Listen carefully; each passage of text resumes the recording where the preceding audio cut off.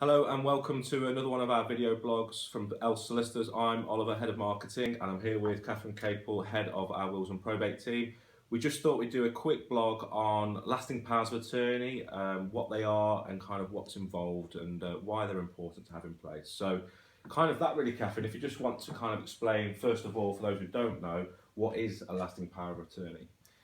So a lasting power of attorney is a document that takes place during your lifetime, and it enables you to choose people that you'd want to make certain decisions for you if you're not able to in the future. So a lot of people associate it with getting older and perhaps suffering from dementia or Alzheimer's, and at that point you would need somebody potentially to step in and take over your finances.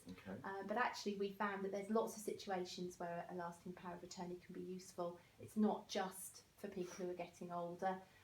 Sometimes someone might have an accident, a road accident for example, and be left physically incapacitated, and they need someone to be able to actually get out and deal with their certain decisions for them, even though mentally they might still be okay, and a lasting power of attorney can be used for those sorts of decisions as well. And I think it's also important to recognise that lasting powers of attorney now, they come in two different forms.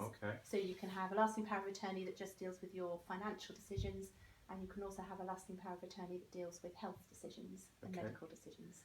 So that's great. So in terms of businesses as well, so business owners, people who own businesses and probably majority share in businesses and things like that, is it a similar document? Is there a separate document for those types of agreements? Yeah, I mean we'd refer to them as business lasting powers of attorney if essentially you're just dealing with decisions concerning the business, but they're set up in a very similar way, and we'd certainly recommend that all business owners have at least give consideration to making a lasting power of attorney, because if they're in a position where they're not able to participate in decisions or sign checks, then they might find that they have problems with the bank, they might have problems with contractors or suppliers if things can't be done that need to be done, and it's always best to have someone that you trust in the background ready to take over should the need arise.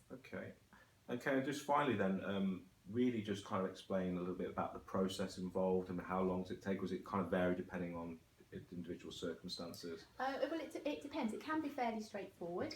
I mean, the main thing is that you need to decide who you want to be your attorney, and they need to be people that you trust with the decisions that you're giving them, and people that you believe are responsible enough to deal with the decisions they'll have to deal with.